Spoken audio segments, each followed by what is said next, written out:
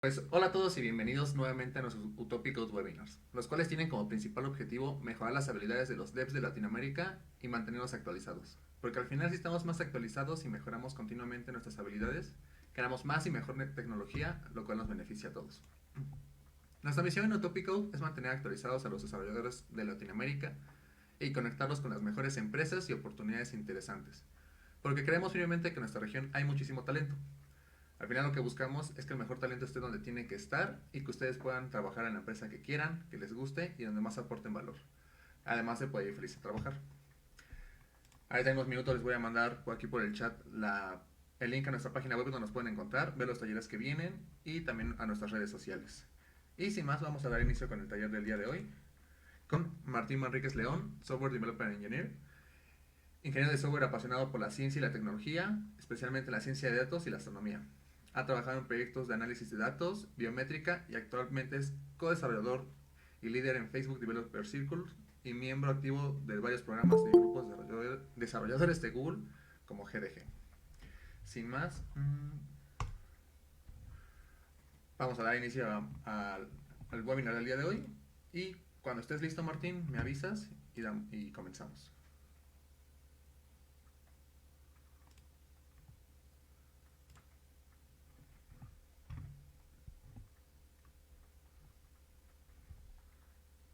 Bueno, creo que estás en modo, Martín. Ya lo estoy checando ahorita, justamente ya estoy como conectando todo eso. Y hola, mi nombre es Martín. Actualmente formo parte del equipo de ingeniería de Global.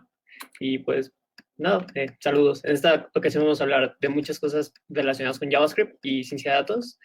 Y también como que para hablar un poquito sobre el background que tengo, actualmente formo parte de la organización de Developer Circles para Ciudad de México y apoyo mucho en Latinoamérica normalmente. Formo parte del programa de Huawei Developer Expert. Específicamente me desarrollo más sobre el área de realidad aumentada y minería de datos. Se integra como sus cores de esa parte. ¿Y por qué ciencia de datos?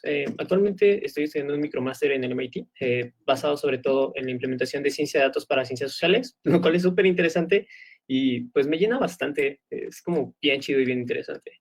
Y en cuanto a JavaScript, he contribuido bastante en la comunidad de Node.js, sobre todo en la parte de Node School, que podrán ver por ahí un logotipo, donde pues ayudamos a dar algunos talleres y creo que está bastante chido. Y por si no terminan de ver todo en este caso, el pequeño taller que tenemos preparado, estos son como 3 libros que les proporciono desde el inicio, que pueden ser como muy buena bibliografía. El primero se llama Machine Learning for Coders, que muestra como a grandes rasgos algunos de los modelos que se ocupan normalmente, pero desde la parte de la lógica, no tanto del lenguaje, y algunos casos prácticos muy enfocados en Python. Otro libro es Data Science de John Kelleher.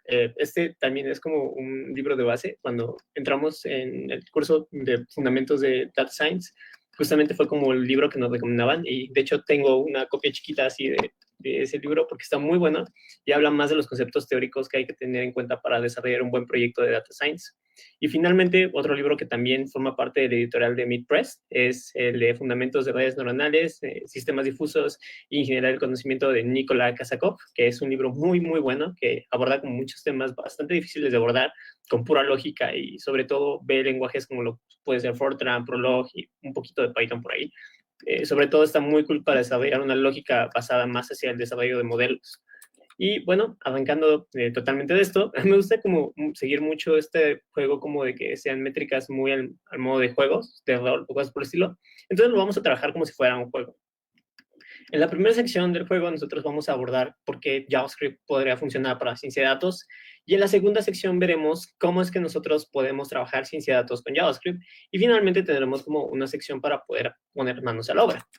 Y esto se basará principalmente en el concepto de que podamos trabajar con sí, no, verdadero o falso y poder escoger entre diferentes respuestas mientras vemos conceptos teóricos de ciencia de datos y JavaScript. Así que vamos con el JavaScript en ciencia de datos y comencemos ya con no, cosas interesantes.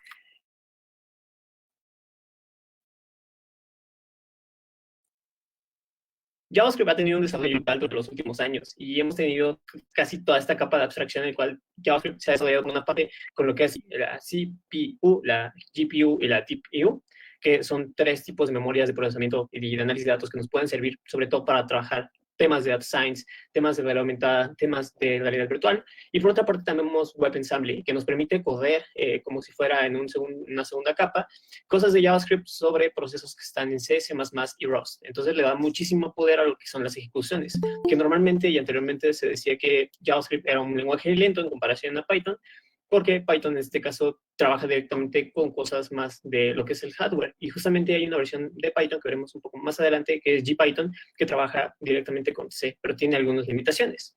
Y junto con todo esto han surgido muchísimas herramientas adicionales, además de que el motor de los navegadores, el V8, actualmente tiene un desarrollo brutal y que nos permite correr cosas muy interesantes.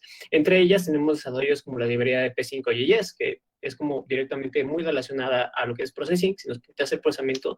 Por otra parte, tenemos también la librería de Brain.js y tenemos la librería de TensorFlow, que si bien nació en Python, se ha ido migrando hacia JavaScript y tiene cosas muy interesantes, sobre todo con las integraciones. Pero todavía hay un poco más allá de cómo se está desarrollando todo esto. Si nosotros nos remontamos un poquito antes de todo lo que es la capa de abstracción de TensorFlow y cosas por el estilo, o Keras, en este caso tenemos WebGL y cómo es que está funcionando para procesar y visualizar, en este caso, imágenes. Y es que cuando nosotros trabajamos directamente con WebGL, tenemos diferentes procesos. En realidad tenemos 3 procesos. El primer proceso es el server browser, que es la parte en la cual el browser se construye y nos permite generar imágenes visuales a través de un canvas. La otra parte es el web render, que es cuando, en este caso, lo que es nuestro navegador empieza a interpretar lo que son vectores y los transforma a píxeles. Esa parte que nosotros no vemos se le conoce como graphing. Y por otra parte, tenemos toda la parte robusta, que justamente era lo que les decía, que está actualmente teniendo más desarrollo, que es cuando nosotros trabajamos o estamos utilizando intérpretes de hardware para darle más potencia a lo que es el lenguaje, en este caso, intérprete, que es JavaScript, que son lenguajes justamente como lo es Rust, C y C++. Entonces vemos que con estas nuevas perspectivas podemos sacarle otro provecho a todo este tipo de cosas y vemos algunos ejemplos de cositas que ya la gente ya está haciendo y que las empresas se están proponiendo. Pero eso lo veremos un poquito más adelante. Ahora, ¿es mejor utilizar Python o, en este caso, para ciencia de datos o JavaScript? ¿O cuál es el sentido, no? ¿Es mejor Python que JavaScript para ciencia de datos? ¿Verdadero o falso? Aquí vamos a encontrar cosas muy interesantes directamente de la comunidad de Pythonista, que es la comunidad de Python. Y aquí podremos ver que la comunidad de Python se pregunta, oye, ¿qué pasa si nosotros ocupamos MATLAB, ARP, Octave, si utilizamos JavaScript, si utilizamos, en este caso, Go, para lo que es análisis de datos o algunas cositas por el estilo? Entonces, la misma comunidad de Python, los Pythonistas, han venido siguiendo cuáles son los hilos de las últimas versiones de estos lenguajes, así como sus releases. Y justamente, si nosotros buscamos en los foros de Pythonistas, veremos que ellos tienen esta curiosa gráfica en la cual vienen como todas las versiones de Python, que vienen las versiones de, que es la 2.6, 2.7, 2.7.15, creo que fue la última, y empiezan a integrar como las 3 y las comparan con el ECMAScript. Y es que justamente ha tenido un desarrollo brutal JavaScript y por eso también estos memes de que de pronto se rompe el lavadero y prepararlo con JavaScript suelen llegar a ser muy comunes. Y es que justamente JavaScript está permitiendo hacer eso, ¿no? Integrarlo en lugares donde anteriormente ya no había como lugar de implementación porque ya había otro lenguaje que en este caso resolvía ese problema, pero hoy día vemos que ya lo está abarcando, porque la gente está creando, en este caso, librerías o frameworks que ya soportan ese tipo de análisis, o justamente están viendo una probabilidad, una posibilidad de integrar cosas adicionales utilizando la interactividad de JavaScript. Y es que si nos ponemos como a pensar, cuando nosotros hacemos visualización de datos con Python, en este caso lo que hacemos es graficar directamente en una pequeña interfaz datos que nosotros ya tenemos procesados. Pero en el caso de JavaScript podemos trabajarlo en tiempo real con multithreading y aparte puede ser interactivo. Si nosotros lo construimos directamente en un navegador y el usuario le da clic en alguno de los elementos dentro de nuestro browser, podemos agregarle una interacción, como que muestre más datos, o que produzca más datos, o que haga alguna acción que lo haga un poco más interactiva, que a final de cuentas llegue como al concepto de Interactive Web. Y eso es como algo muy pro que le ha dado como también esa pauta a JavaScript para empezar a hacer interacciones más con lo que es visualización de datos y lo que es análisis y procesamiento de datos. Pero aquí también hay un gran JavaScript, viene justamente lo del motor de procesamiento. Esto es algo como muy interesante porque cuando nosotros hablamos como de las funcionalidades del lenguaje, JavaScript es si bien es un lenguaje que está en constante evolución y cambiando, en la parte en la que puede como variar un poquito o en la que justamente cojea es en la parte de procesamiento de lo que son actividades o tareas computacionales. Justamente Node no es bueno para tareas computacionales y se dice que es malo al manejar ese tipo de tareas cuando interactúa principalmente con la CPU, donde Python, Java o Scala son mucho más apropiados que JavaScript.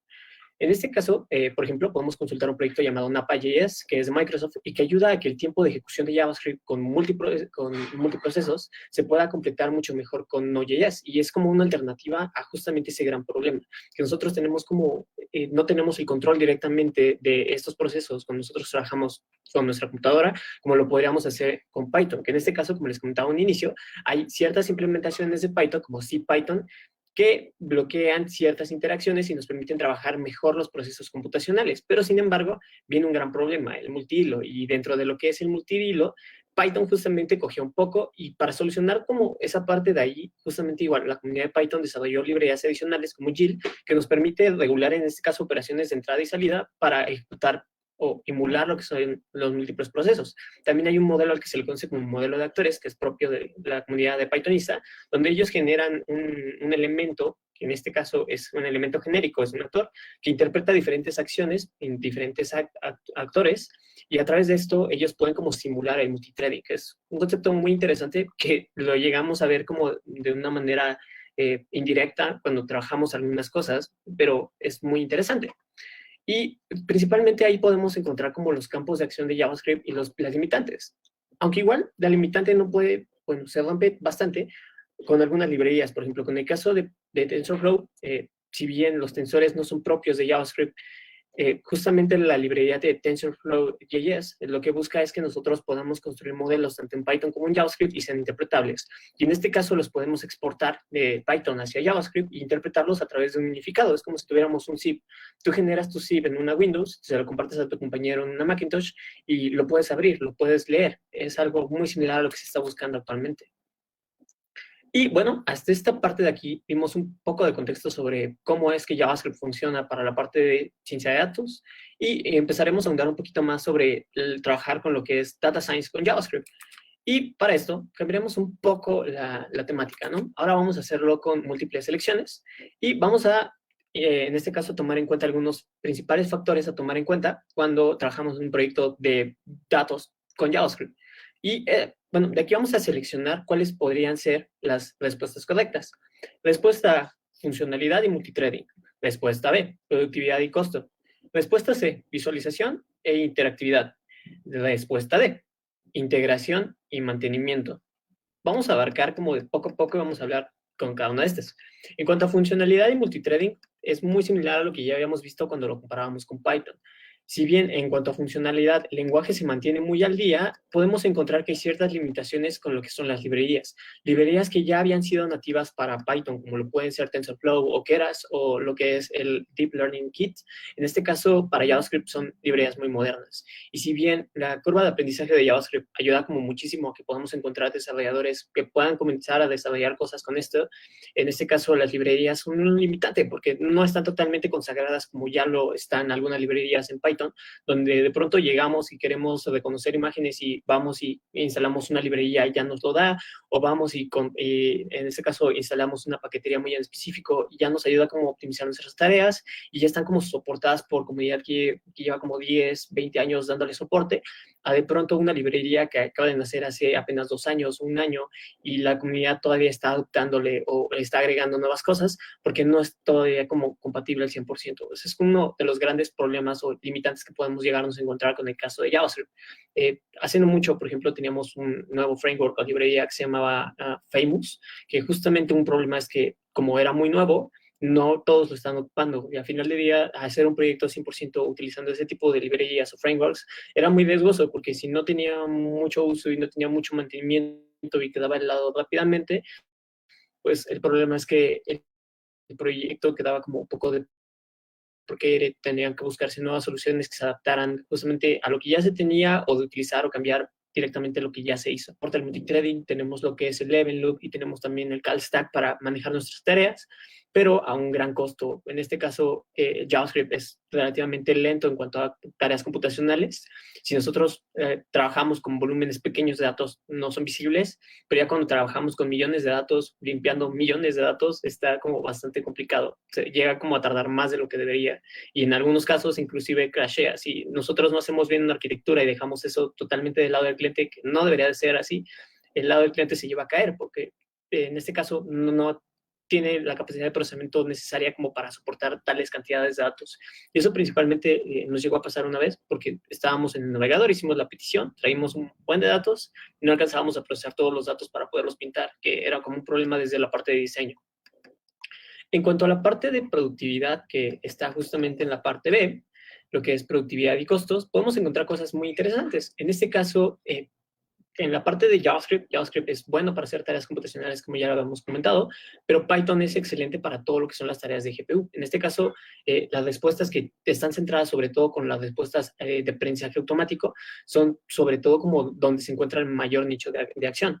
En este caso, si se conoce bien JavaScript en un proyecto pequeño, que parece pequeño, entonces es bueno integrar JavaScript, porque en este caso reduce como toda la parte engorrosa y como cosas que pueden como llegar a ser un poco conflictivas a gran escala.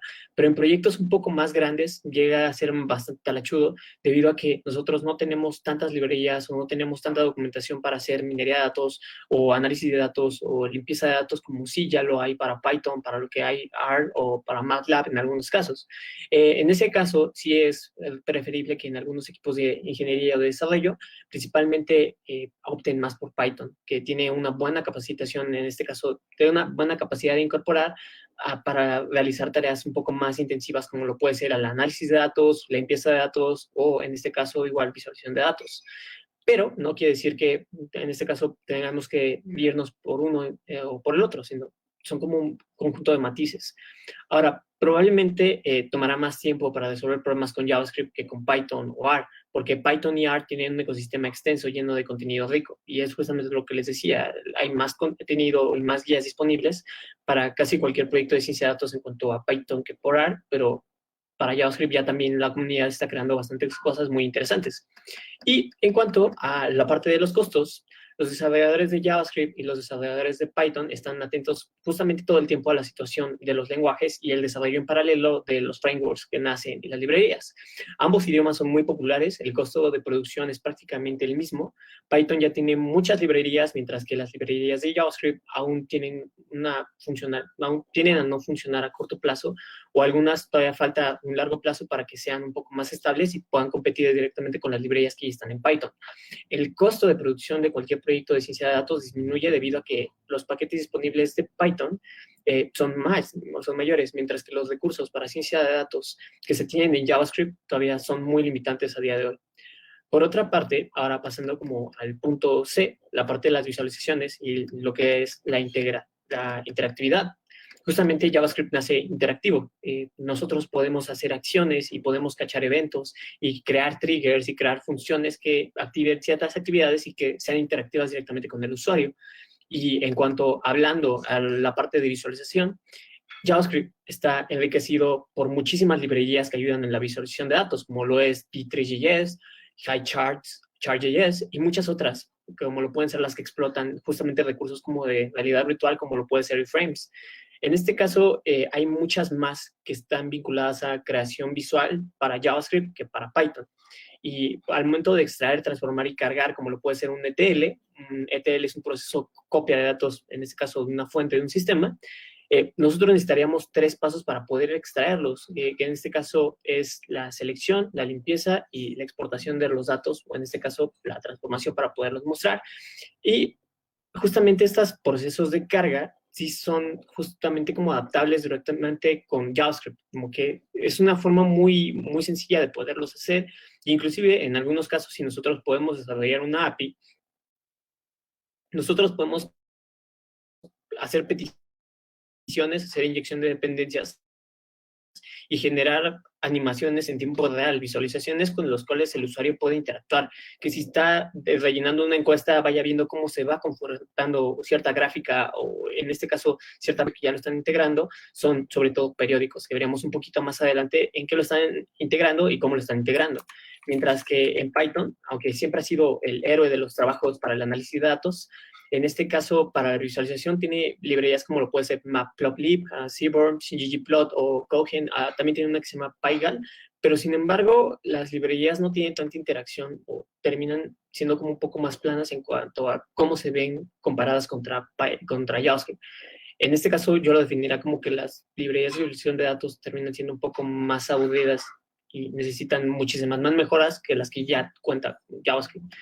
Por otra parte, ya como finalizando esa pequeña sección, tenemos la opción número D, la parte de integración y mantenimiento, ¿no? ¿Qué también se integra JavaScript a proyectos de Data Science? En este caso, Node.js se está convirtiendo en una tecnología web cada vez más popular y con el nacimiento de Dino, como que apuestan cosas muchísimo más grandes y más optimizadas, valores con los que nació Node. Ahora, las empresas están construyendo sus productos principales con Node.js. Y si nosotros somos científicos de datos, requerimos trabajar de estrecha relación con este tipo de herramientas, principalmente porque son cosas que están surgiendo y que los usuarios finales pueden estar utilizando. No solamente se queda dentro de alguien que tiene que interpretar datos financieros, sino también gente que puede interactuar directamente con sus datos, personas que ya están viendo ahí cómo es el comportamiento, sus reacciones. Podemos trabajar del lado del cliente. Y justamente algunas librerías que están introduciendo cosas de aprendizaje automático o en JavaScript para todo esto, puede ser TensorFlow.js, que justamente Google lo anunció a principios de 2018 y desde que se anunció hasta la fecha ha tenido un crecimiento brutal, sobre todo en cómo integrar lo que es el análisis de datos, procesamiento, creación de modelos, refinamiento de modelos, exportación de modelos e importación de modelos. Mientras que Python ha sido, en este caso, una frontera 100% para científicos o para empresas que están más, en este caso, consolidadas como corporativos, que tienen como unos leads muy específicos hacia los cuales van dirigiendo sus datos. Y en algunos casos se podría como considerar empresas dirigidas por datos, más que empresas tipo Google que utilizan los mismos datos como del lado del cliente para sacarle más provecho. Ahora, también aquí entra como algo muy interesante sobre las integraciones. Python tiene muchísimas más librerías más maduras que pueden integrarse con cualquier proyecto fácilmente, que era justamente lo que les decía. Nosotros podemos buscar una librería para encontrar o detectar solamente rostros y va a ser muchísimo más sencillo que en este caso encontrar una librería un poco más global, como lo puede ser TensorFlow.js o Machine Learning.js, ML.js. En este caso, nos llega como a la conclusión, ¿no? De este conjunto de soluciones, ¿cuál tendremos que escoger para, o cuáles son los principales factores a tomar en cuenta para realizar un proyecto de ciencia de datos en JavaScript? La respuesta es todas. Tenemos que contemplar funcionalidad, multithreading, visualización, interactividad, integración, mantenimiento, productividad y costo. Si nosotros solamente queremos, no queremos que el usuario vea cosas tan visuales o cosas tan interactivas, posiblemente podamos cuestionarnos qué es el nicho de nuestro negocio. Y que era justamente lo que les comentaba. En el librito de Data Science hacen mucho hincapié en esto, ¿no? ¿Qué herramienta vas a ocupar dependiendo a qué regla de negocio tenemos que seguir? Si nosotros tenemos que hacer minería para que nosotros podamos darle un resultado directamente a un ejecutivo, no tiene caso que hagamos cosas interactivas en la web, porque tal vez está como de más. Y dentro de los casos que yo les comentaba, están estas compañías que justamente hacen interacciones directamente con los usuarios. De New Yorker, de Washington Post y Toro, vemos que las gráficas son en tiempo real y que también son interactivas. Por ejemplo, las gráficas de los votantes, tú ibas como resolviendo un pequeño crucigrama sobre cómo tú querías votar y cosas por el estilo, y a partir de esto ellos generaban las gráficas y era como súper interesante. Igual hace poquito hubo como un desastre natural y la gráfica era ir resolviendo como un pequeño rompecabezas en el cual mientras tú ibas como juntando las partes del desastre natural, ellos iban generando una gráfica del desastre que tú habías ocasionado. Y eso es como súper interactivo porque te das cuenta de la problemática que puede generar el que tú muevas algunos bloques, el que tú tires algunos árboles y el costo total que puede llegar a producir, ¿no? El costo de un incidente. Y bueno, acerca de la parte de ciencia de datos, porque esto es como algo que puede llegar a ser súper complicado, de dónde empieza uno y dónde termina el otro, hay que tomar en cuenta que este es como un buen panorama para tenerlo en cuenta, ¿no? Eh, un gran problema que se puede llegar a ocasionar es que hay quienes quieren comenzar en ciencia de datos y se orientan como más a lo que es machine learning por el estilo, y es que la ciencia de datos lo abarca todo, es como un todólogo que tiene que entender cómo funcionan las bases de datos, cómo funciona a grandes rasgos el análisis de datos, la minería de datos, el análisis de datos, el machine learning, y el machine learning a su vez es una pequeña área de la inteligencia artificial, hay muchísimas más. Está también la parte de lo que es la neurociencia computacional, reconocimiento de patrones, la estadística y el conocimiento, el descubrimiento de conocimiento a través de base de datos. Entonces creo que esto es como un gráfico muy interesante que muestra como las diferentes áreas que convergen dentro de la ciencia de datos para poder llegar a diferentes resultados y a través de las diferentes áreas por las cuales podemos como ir trabajando para llegar a cosas interesantes. Ahora bien, finalmente así como abarcando, después de ver todo lo de atrás, cómo podemos construir un modelo de datos o cómo se trabaja la parte de la ciencia de datos. Y es que una gran parte o la parte más importante son los datos. Si nosotros no tenemos buenos datos, no sabemos cuál es la procedencia de los datos, la calidad, el modelo que hagamos posiblemente sea el erróneo o no tendrá el resultado que necesitemos. Y en este caso hay 4 Vs, que son justamente de la ciencia de datos o del Big Data, que es que los datos tienen que ser variados, tienen que tener un volumen de datos, tienen que ser, en este caso, verosímiles los datos, y tenemos que tener una buena velocidad de procesamiento, porque justamente si tenemos miles de millones de datos y nosotros tenemos una pequeña computadora con 1 GB de RAM, de pronto se nos va a caer y ni siquiera va a lograr encender o intentar levantar un modelo, porque no va a tener el poder de procesamiento necesario. Y todo se va como relacionando. Si llegamos de nuevo a estos 3 libros, que son la referencia que les decía al inicio, en la parte de EI and Machine Learning Encoders explicaban cómo, o explican más bien, cómo se trabaja la parte del análisis de inteligencia artificial, el desarrollo de modelos, el análisis de datos, desde una lógica más de coder. Entonces, si ustedes son programadores y quieren como interesarse por hacer cosas de inteligencia artificial, entender cómo funcionan los modelos y ya no solo copiar y pegar cosas de una librería, ese libro es muy interesante.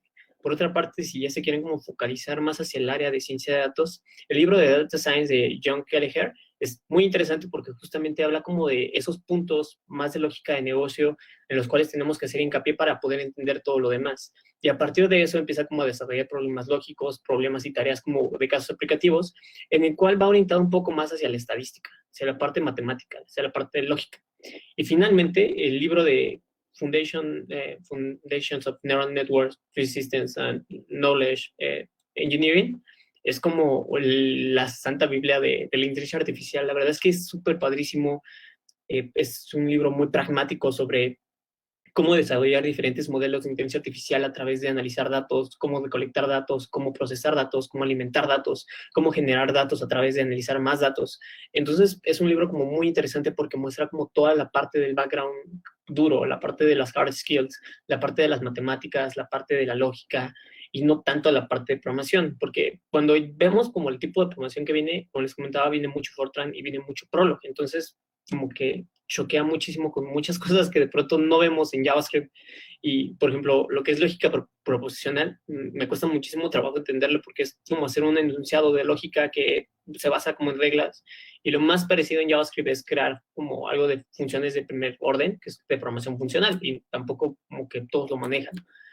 Eso es como por esa parte de ahí, creo que es hora de programar, hora de empezar a hacer modelos, pero no sé de ustedes, pero el problema que yo he encontrado con este tipo de problemas es que no podemos como que mostrar o ponernos a tirar código porque se llega a complicar bastante debido a que no todos tienen un background de JavaScript muy sólido o no todos manejan las librerías de P5 o no todos manejan librerías como lo puede ser ML5 o TensorFlow. Entonces, para esto de acá, estoy armando algunos tutoriales con Developer Circles, la comunidad de Facebook, para pues lanzarlos en la semana de poco en poco y también porque es fin de semana, no quería como hartarlos con más programación de pronto de JavaScript. Entonces les voy a compartir solo algunos casos prácticos para que los tomen como en guía. El código está ahí, JavaScript, CSS y HTML y algunas peticiones a algunas APIs y algunas unas visualizaciones muy interesantes. Y si todo esto no los habéis visto y todavía siguen por aquí, pues gracias. Eso es todo de mi parte. Si necesitan guías, si necesitan los recursos, yo se los proporciono. Las gráficas que estuvimos viendo también se las voy a compartir.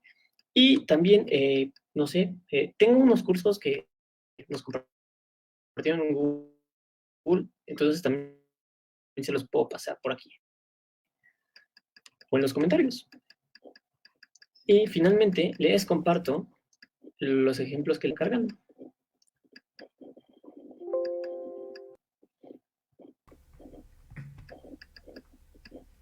De hecho, hay uno de un avión que me gusta muchísimo que está hecho con WebGL y es como de wow. Vamos a ver cómo se deja de transmitir esto acá.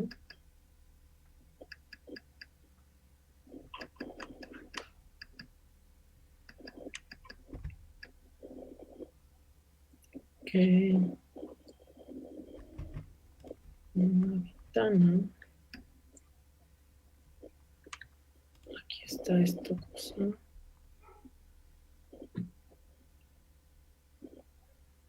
Ok, diablos, vamos a cerrar esto de acá, vamos a cerrar esto de acá. El primero que les quería comentar era este de acá. La verdad es que este está súper interesante, me gusta muchísimo este ejemplo. Lo pueden encontrar en Qt, es de Baron, y en este caso, por ejemplo, es un objeto 100% construido con WebGL. En este caso, como les comentaba, WebGL, la manera en que funciona es que entran vectores, los rasteriza y finalmente los muestra dentro de un canvas a manera de píxeles. La forma en la que los interpreta es que como si tuviera una máquina virtual que está interpretando cómo deberían de estar las posiciones, arma como una caja virtual y dentro de la caja virtual arma los vectores. Está como bastante chido y de hecho esto lo empecé como a entender al querer hacer algo con React 360 porque justamente lo interpreta así. Hace algo así como lo que hacen para React Native, que genera como un frame y este frame como que genera los elementos dentro. Justamente algo así es lo que hace WebGL, pero con un canvas. Entonces está como muy interesante. Podemos ver que nosotros podemos hacer algunas animaciones. En este caso, nosotros utilizamos lo que son los IDs para poder como referirnos hacia el punto en el cual nosotros vamos a trabajar. Y para la parte de las posiciones, rotaciones, utilizamos igual lo que son los vectores. Está como muy cool y podemos hacer como cosas también interactivas, como que nos muestra una vista 360 del avión mientras vamos dando alrededor. Este tipo de animaciones están bastante chidas y bastante chéveras y se las dejo acá como en los comentarios. Otra que a mí me gusta bastante es esta de acá, también es de Baron. De hecho, casi todo lo que van a encontrar de Baron es de D3 y de WebGL. Está como súper cool y súper padre. Y esto es muy similar. En este caso, genera una esfera con vectores y dentro de esta utiliza coordenadas para ponerle las posiciones y marcar los puntos. Otra de las cosas que se pueden hacer en este caso es agregar un poco de dinamismo, lo que vemos aquí, donde agregamos un poquito de física para que nosotros podamos interactuar directamente con lo que son las gráficas. Y esto está súper chido, porque si ustedes ya tienen como bases de processing, pueden migrar con elementos como lo puede ser ML5 para empezar a hacer cosas entre Machine Learning y procesamiento de datos con cosas muy dinámicas. Y eso está como bastante chido. Y finalmente tenemos este otro ejemplo que está por acá, en el cual nosotros cuando clicamos uno de los países vemos la información pertinente. Y pues se me hace igual como súper interesante todo lo que tenemos por acá, porque si nosotros nos damos cuenta, en su mayoría es como JavaScript común y sencillo, común y corriente que normalmente ocuparíamos. En este caso vemos que está conformado por arreglos, por, en este caso, IDs que mandamos a llamar y a los cuales le podemos agregando a las interacciones. Como si fuera un proyecto de animaciones, vamos agregando elementos. Y en algunos casos, que no sé si este es el tipo, tenemos algunas peticiones, hacemos peticiones a lo que puede ser Firebase o cosas en tiempo real, y nosotros podemos agregarle interacciones o podemos construir elementos a través de hacer peticiones a JSON, nos regresa algo y a través de eso construimos cosas. Y nada, amiguitos, eso era como en grandes rasgos lo que les quería compartir. Tenía planeado hacer el ejemplo del mapa, pero con México, pero el problema es que nos vamos a tardar bastante. Sí, está medio pesado. Igual de todos modos, todos los links de interés que Martín les va a compartir, les voy a compartir por correo tanto su presentación como los links que les quiere mandar. Y que hacemos la parte 2. Claro, voy a hablar con Martín para eso. Y de todos modos, cuando empiecen a sacar los cursos en Facebook Developer Circles, igual le pediré el favor a Martín de que me los comparta para yo pasárselos igual por correo. Estaría cool si armamos primero uno de WebGL, luego uno de iframe y ya luego terminamos con algo de datos interactivos con D3. La verdad es que sí es como muchas cosas que tenemos como que ir aprendiendo, porque, por ejemplo, el caso de los tensores no son propios directamente de JavaScript. Entonces, cosas como lo que es la GPU, que es como la parte de la memoria de procesamiento que se encarga de procesar justamente los tensores, no es algo que nosotros podríamos encontrar normalmente en JavaScript. Entonces tendríamos que aprender también desde cero cómo funcionan los tensores, cómo manejarlos, cómo hacer operaciones con tensores, que es muy similar a hacer una operación con un arreglo, pero es multidimensional. Va, que va. Igual, Si tienen preguntas, igual es como un buen punto. sí, justamente Desamores o cosas así, frustraciones de amor. lo que quieran compartir. Siéntanse libres. Si gustan prender el micrófono o si gustan preguntar por los comentarios, igual está bien. Igual a los que nos están viendo por Facebook pueden hacer cualquier pregunta.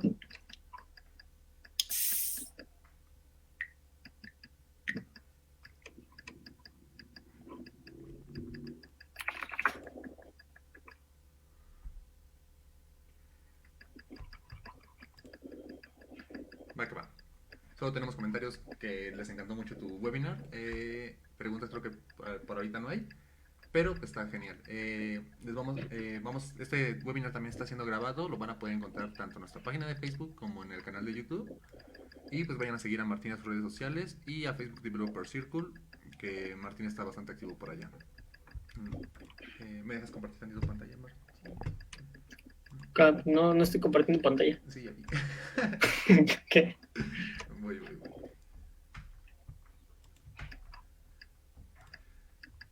Bien, y pues sin más, esto sería todo por el webinar del día de hoy. Unas veces más, gracias a Martín por habernos acompañado. Recuerden seguirlo, recuerden seguirnos a nosotros para ver más talleres de este tipo. Estamos planeando más. Próximamente van a estar siendo anunciados. Y justamente unos avisos. Estamos muy emocionados del lanzamiento de nuestro primer programa piloto de upskilling. Este programa está más enfocado a un perfil que ya cuenta con un buen nivel técnico y busca mejorar las habilidades blandas. Eso es muy importante porque es de lo que más piden las empresas, que sean buenos team players, que tengan buenas habilidades de comunicación y que tengan buen nivel de inglés. Nos hemos dado cuenta que allá afuera hay muchos cursos para mejorar las habilidades técnicas, pero las habilidades blandas, el nivel de inglés y las buenas prácticas son habilidades más difíciles de adquirir. En estos momentos les voy a compartir el link a nuestra página donde pueden preguntarnos cualquier duda que tengan o sugerirnos webinars que quieran ver. Y el próximo webinar que tenemos es de la siguiente semana, equipos tech de alto rendimiento trabajando de manera remota con Darwin Aarón Pérez Rodríguez, experto en Python. Ya lo hemos tenido por aquí y estamos muy felices de tenerlo de vuelta por acá.